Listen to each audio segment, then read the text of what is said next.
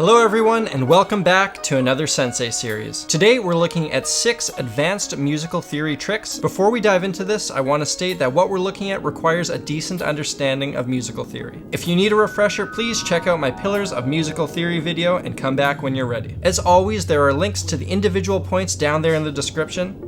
Take your time with this video. There's a lot of info here. I don't expect you to conquer this stuff all in one sitting. Alright, let's dive in. Number 1, the 50s rock and roll minor chord.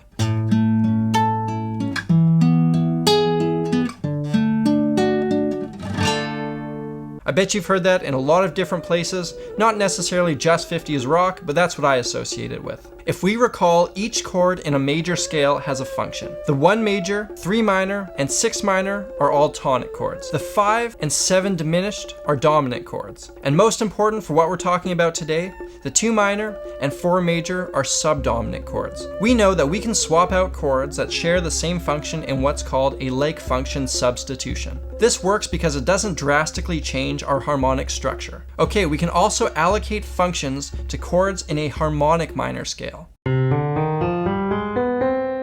The 1 minor is tonic, the 2 minor 7 flat 5 is subdominant, the flat 3 major is tonic, the 4 minor is subdominant, the 5 is dominant, the flat 6 is subdominant, and the 7 diminished is dominant. Here's where the trick comes in. We can do a like function substitution between these two scales. We replace the subdominant 4 major chord from our major scale with the subdominant 4 minor from our minor scale.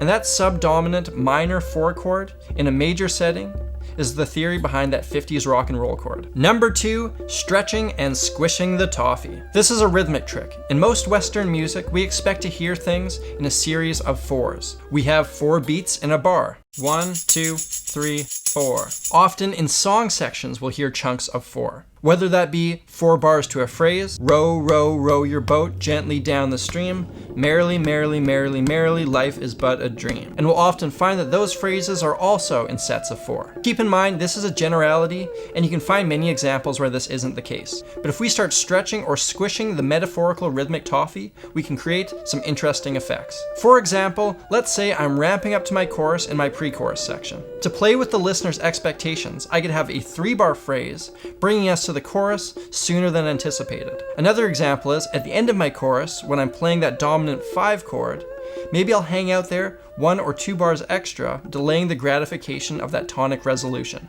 Let's check out an example, and let's remember that I am definitely not a singer. All through the night, all through the night. It's a fairly broad concept and can be used in a lot of different ways. Let's look at one more case. It's in the song Your Body's a Wonderland by John Mayer. Alright, lay off. The song is brilliant, and I'm about to show you why. The first 2 choruses of the song, John sings the line, Your Body's a Wonderland 3 times. Remember, we anticipate things in sets of 4. This is the case here. With 3 phrases, we don't get that sense of resolution that our Western musical instinct craves, until the final chorus of the song, when he sings that line 4 times. It wraps the song up perfectly, and that delayed gratification of that 4th, Your Body's a Wonderland, feels amazing. There's a lot of subtle brilliance in pop songwriting. John Mayer's a boss, don't be a hater. Number 3, the Diminished Climb. I've heard John Frusciante do it, as well as many others, and this is why it works. The diminished climb is playing the same chord formation and moving it up or down in minor thirds. My fingers stay in the exact same shape and the whole thing moves around. Let's analyze a diminished chord. The chord tones are 1, flat 3, flat 5, and 6 or double flat 7. The interval or spacing between each chord tone is a minor third. If we invert the chord, moving different chord tones to our root, the intervals don't change. This is a unique characteristic of the diminished chord. This also means that I can play a diminished chord on my guitar, move that same shape up or down in minor thirds, and it's essentially the same chord with the notes rearranged. Number 4, switching between major and minor pentatonics. Let's say I'm playing a bluesy type song over a G7 chord. I can play a minor pentatonic scale over it, or I can also play a major pentatonic scale. Both will fit over the chord, even though it seems counterintuitive. A bit of analysis tells us why this works. First, let's look at our go-to notes to play over a G7 chord. I know that the G7 chord comes from C, so to solo over that chord, I have the notes G, A, B, C, D, E, F, and G available to me. First, let's check out a G major pentatonic. It has the notes G, A, B, D, E. All these notes are diatonic to a C major scale, so it's fairly obvious to see why this works. Now let's check out a G minor pentatonic. G, B flat, C, D, F. All of these notes also come from the C major scale with the exception of that B flat. Now, disclaimer, that's where my traditional musical theory knowledge ends, and going forward we're kind of looking at my personal theories about this. So why can we play a B flat over a G major chord? The B flat comes from a G minor chord. Now, the blues is kind of defined by these blue notes, notes that are theoretically wrong but sound really good. It's the clash that happens when you play a B flat over a chord that has a B natural that creates some of the angst and tension within the blues. And since this wrong note comes from a place that's not too distant, it sounds pretty cool. Number 5, chromatic bebop lines. These are jazzy style runs that can be used in other genres to add a little bit of kick to your solo. In our last point, we mentioned that the notes G, A, B, D, C, E, F could be used to play over a G7 chord. The notes that make up that G7 are G, B, D, and F. Now let's see what happens when I play 2 octaves of that scale using eighth notes over a G7 chord. The downbeat is a place of strong rhythmic emphasis compared to the offbeat. The first octave of that scale, all of our G7 chord tones landed on downbeats right where we want them. However, this gets flipped around in the second octave, where the chord tones are now on offbeats. If I add an extra note between the F and the G, all my chord tones are going to stay lined up.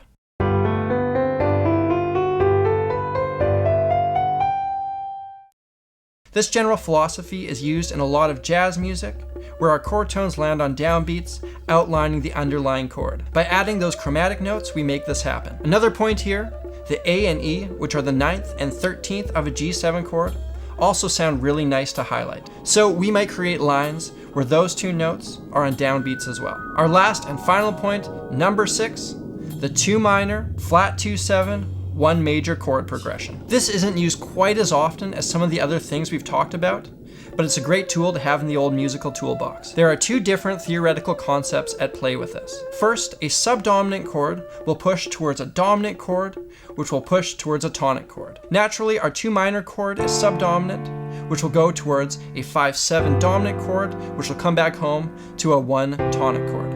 Okay, remember that idea. The second concept looks at why the 5-7 is a unique chord. The interval or musical spacing between the 3rd note and the 7th note of a dominant 7 chord is called a tritone. It's quite dissonant and has actually been referred to as the devil's interval.